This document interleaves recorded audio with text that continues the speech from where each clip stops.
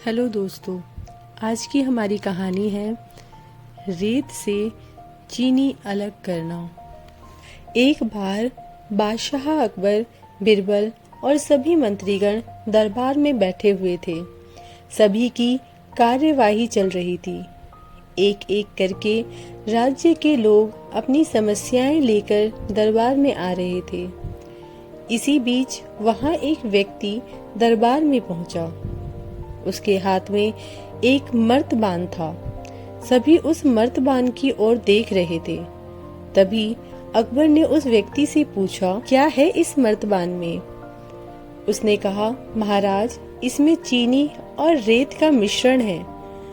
अकबर ने फिर पूछा, किस लिए? अब दरबारी ने कहा, गलती माफ हो महाराज, लेकिन मैंने बिरबल की बुद्धिमत्ता के कई किस्से सुने हैं। मैं उनकी परीक्षा लेना चाहता हूँ। मैं यह चाहता हूँ कि बिरबल इस रेत में से बिना पानी का इस्तेमाल किए चीनी का एक एक दाना अलग करके दे।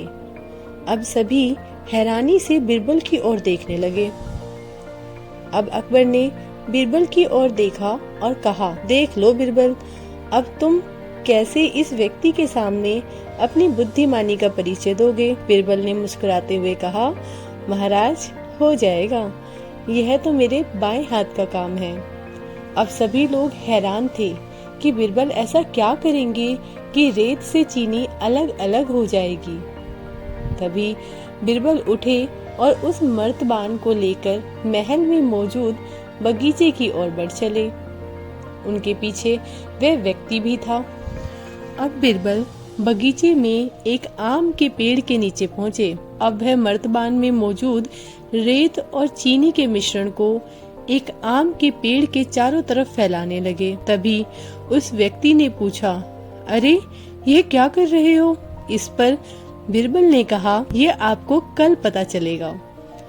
इसके बाद दोनों महल में वापस आ गए। अब सभी को कल सुबह का इंतजार था। अगली सुबह जब दरबार लगा तो अकबर और सारे मंत्री एक साथ बगीचे में पहुंचे। साथ में बिरबल और रेत व चीनी का मिश्रण लाने वाला व्यक्ति भी था। सभी आम के पेड़ के पास पहुंच गए। सभी ने देखा कि अब वहां सिर्फ रेत पड़ी हुई है। दरअसल रेत में मौजूद चीनी को चींटियों ने निकालकर अपने बिल में इकट्ठा कर लिया था और बची कुची चीनी को कुछ चींटियां उठाकर अपने बिल में ले जा रही थी। इस पर उस व्यक्ति ने पूछा, चीनी कहाँ गई? तो बिरबल ने कहा, रेत से चीनी अलग हो गई है। सभी जोर जोर से हंसने लगे। बिरबल की यह चतुराई देख अकबर ने उस व्यक्ति से कहा, अगर अब तुम्हें चीनी चाहिए तो तुम्हें चींटियों के बिल में घुसना पड़ेगा।